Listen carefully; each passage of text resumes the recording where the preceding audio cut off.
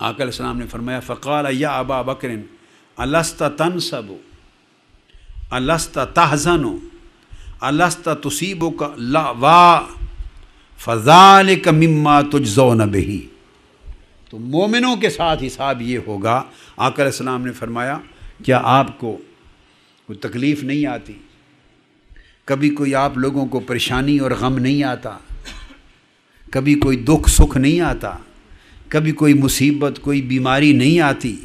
کبھی بخار نہیں آتا؟ انفیکشن نہیں ہو جاتی؟ کبھی آپریشن نہیں ہو جاتے؟ کبھی سر درد نہیں ہو جاتی؟ یہ جو دکھ سکھ زندگی میں آتے ہیں سب کو آتے ہیں یا نہیں؟ عرض کیا یا رسول اللہ آتے ہیں. فرمایا جو مومن ہو جاتے ہیں تو ان کے لیے اللہ رب العزت ان کے گناہوں کا جو جزا اور سزا دینا چاہتا ہے وہ اسی شکل میں برابر کر دیتا ہے تاکہ آخرت میں ان کا حساب بہتر ہو جائے. تو آقا علیہ السلام نے فرمایا کہ جب وہ عامت المسلمین کی بات تھی جن کے حساب و کتاب ہوئے اور وہ پورے نہ اترے اور جہنم میں بھیجے گئے، انہوں نے اپنے عذاب بھگتے اور بالآخر شفاعت محمدی سے بخشے گئے. اب جب مؤمنین ہو گئے مؤمنین تو اللہ رب العزت ان کے ساتھ فضل کا معاملہ کرتا ہے. اور فضل کا معاملہ کس طرح کرتا ہے کہ چھوٹی موٹی خطائیں، لغزشیں، گناہ جس پر گرفت ہونی ہے جزا اور سزا اور عدل کے اصول اور عدل کے قاعدے کے مطابق، ان ساروں کی جزا اور سزا اور حساب و کتاب اللہ تعالیٰ دنیا میں ہی کر دیتا ہے، چکا دیتا ہے. کسی کو بخار آ گیا اس سے گناہ بخشے گئے، لغز مشمہ، سر درد ہو گئی خطائیں بخشی گئیں، نزلہ زکام ہوا خطائیں بخشی گئیں، دکھ اور پریشانی آئی خطائیں بخشی گئیں، بیماری آئی خطائیں بخشی گئیں.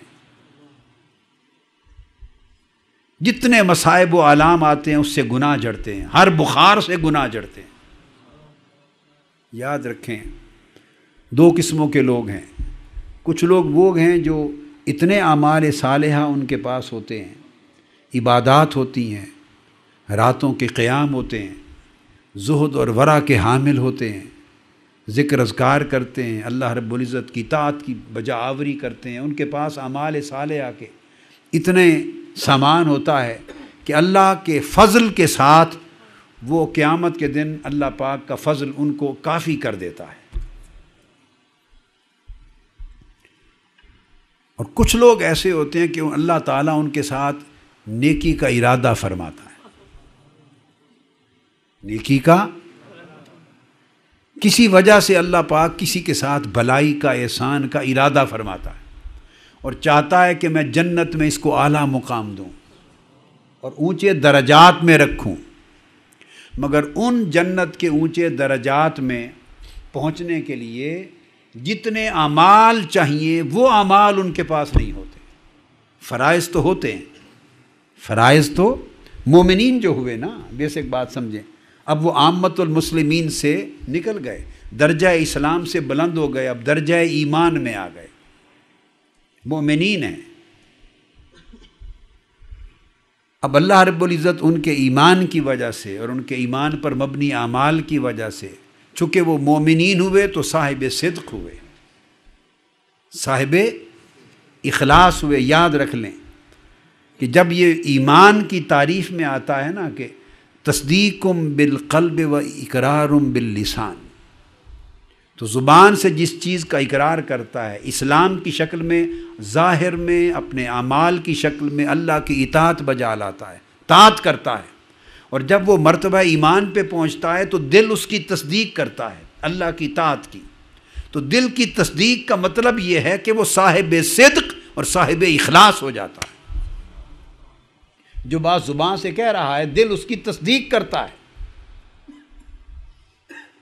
الذین قالوا ربنا اللہ ثم استقاموا، یہ استقامت صدق اور اخلاص کے بغیر نہیں ہوتی. تو صدق اور اخلاص اس کے ساتھ مل جاتا ہے جس کی وجہ سے وہ مومن بنتا ہے. میں صدق اور اخلاص کی بات ابھی سمجھاتا ہوں تھوڑی کہ مومن کس طرح بنتا ہے. میں یہ نکتہ ایک بتا دوں. تو اللہ رب العزت اس کا صدق دیکھ کر، اس کا اخلاص دیکھ کر، اس کا توکل دیکھ کر اللہ کے ساتھ وفاداری دیکھ کر، اپنے ساتھ تابعداری دیکھ کر، اطاعت گزاری دیکھ کر اسے درجہ ایمان میں دیکھتا ہے، مومن دیکھتا ہے، وفادار بندہ پاتا ہے،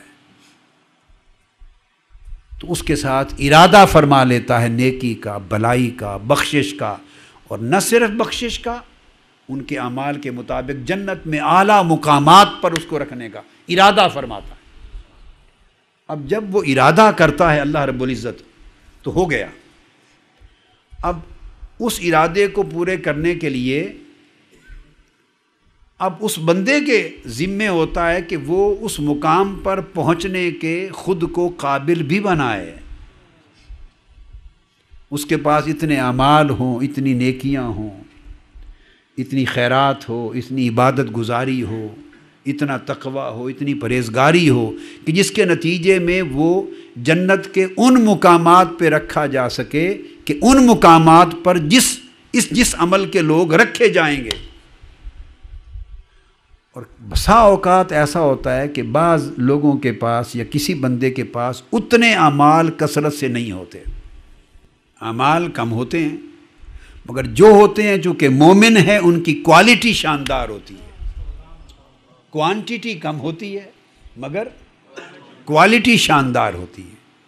کوالٹی شاندار بنتی ہے صدق اور اخلاص سے، صدق اور اخلاص نیت ہے، اعلیٰ نیت صدق اور اخلاص سے بنتی ہے۔ اعلیٰ نیت اور صدق و اخلاص اس کے عمل کی کوالٹی بہتر کر دیتا ہے، سمجھ گئے نا؟ بھئی گھڑیاں پڑی ہوں اگر دکان پر تو آپ چلے جائیں تو آپ کو 5 پاؤنڈ سے لے کر 5000 پاؤنڈ تک کی گھڑی ملے گی یا نہیں؟ بے شمار قسموں کے انبار لگے پڑے ہیں گھڑی، 5 پاؤنڈ کی گھڑی بھی ٹائم دے گی، 100 پاؤنڈ کی گھڑی بھی ٹائم دے گی، 1000 پاؤنڈ کی بھی دے گی، 5-5 ہزار اور شاید 50-50 ہزار پاؤنڈ کی بھی گھڑیاں ہوتی۔ اب ایک کے پاس 5-5 10-10 پاؤنڈ کی گھڑیوں کا انبار ہے، ادھر ایک ہی گھڑی پڑی ہے جو 50,000 پاؤنڈ کی ہے، تو ادھر کوانٹیٹی بہت ہے، ادھر کوالٹی بہت ہے۔ گھڑی ایک ہے مگر اس کی کوالٹی بڑی، کپڑا ہے بس آپ سمجھ لیں۔ آپ سوٹ لینے جاتے ہیں، ٹراؤزر، اپنی شرٹس، اپنی ٹائی، اپنا جیکٹ، تو 50-60 پاؤنڈ کا بھی سوٹ مل جاتا ہوگا اور 200 پاؤنڈ کا بھی ملتا ہوگا اور پھر 500 پاؤنڈ کا بھی ہوگا اور لوگ 1000 پاؤنڈ کے بھی پہنتے ہوں گے۔ جوتے خریدنے جاتے ہیں تو آپ کو 20 پاؤنڈ کا جوتا مل جاتا ہے کہ نہیں؟ الفرڈ وغیرہ شاپنگ سینٹر دائیں بائیں جائیں جی تو ایسی دکانیں ہیں جہاں آپ کو 15 پاؤنڈ کے، 12 پاؤنڈ کے، 19 پاؤنڈ کے بھی جوتے ملتے ہیں اور 1000 پاؤنڈ کے بھی جوتے ملتے ہیں۔ اسی طرح ہے نا؟ تو کیا فرق ہوتا ہے؟ کوالٹی کا فرق ہے۔ دنیا کی ہر چیز میں کوالٹی ڈیفرنٹ ہوتی ہے۔ صحت ہے، انسان کی صحت کی کوالٹی ڈیفرنٹ ہے۔ چلتا پھرتا تو ہر آدمی نظر آتا ہے مگر کوئی پیلا ہے، زرد ہے، مرجھایا ہوا چہرہ ہے، اور کوئی شاندار تندرست ہے، توانا ہے، صحت مند ہے، طاقتور ہے۔ تو فرق آ گیا نا کوالٹی کا۔ تو جس طرح ہر شے میں آپ ڈفرینس آف کوالٹی دیکھتے ہیں، اسی طرح اعمال میں بھی ڈفرینس آف کوالٹی ہے۔ اس لیے آقا علیہ السلام نے فرمایا انما الاعمال بالنیات، اعمال کا اونچا نیچا ہونا، اعمال کا رد ہونا یا قبول ہونا، اور اعمال کس درجے میں رکھے جائیں گے، عمل اس کے درجے کا تعین کیا جانا، اس کی جزا کا تعین کیا جانا، ان ساری چیزوں کا مدار نیت پر ہے۔ صحیح بخاری میں دوسری بات آقا علیہ السلام نے فرمایا انما الاعمال بالنیہ، عمل کا دار و مدار، اس کا درجہ، اس کی قبولیت، اس کا مرتبہ، اس کی جزا کا کوانٹم، سب مدار اس کی نیت پر ہے۔ اب سمجھے بات؟ اب اس میں جو ایک لطف کی بات آگے، ہم چونکہ درس تصوف کر رہے ہیں، ابھی تصوف کی تعریف کہ تصوف، درس تصوف شروع کیا تو تصوف ہے کیا، یہ مضمون انشاءاللہ کل آئے گا۔ ابھی تو پریلیمنری چل رہا ہے، صرف پریفیس، ابھی اس کی بنیاد بن رہی ہے، یعنی اس سبجیکٹ کی طرف لے جا رہا ہوں کل میرا اندازہ انشاءاللہ تعالی کل کا درس ہوگا صرف تصوف پر، تعریف پر، لغوی علمی بحثوں پر نہیں، صوفیاء نے کیا کہا کہ تصوف کیا ہے، یہ درس تصوف ہے کیا، کس چیز کا درس دینا ہے، کل وہ مضمون آئے گا، اور کل سے آنورڈ آپ تصوف میں داخل ہو جائیں گے۔ یہ ابھی تک بیک گراؤنڈ بتا رہے ہیں ہم تیسرے درس میں۔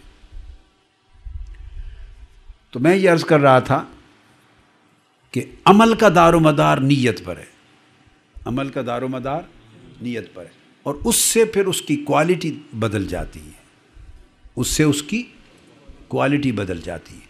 حضور علیہ السلام نے فرمایا، مجمع الزوائد میں امام حیثمی نے روایت کیا، اور اصلاً حدیث طبرانی اور بہقی میں آئی، آقا علیہ السلام نے فرمایا کہ مومن کا عمل کم، نیت زیادہ ہوتی ہے۔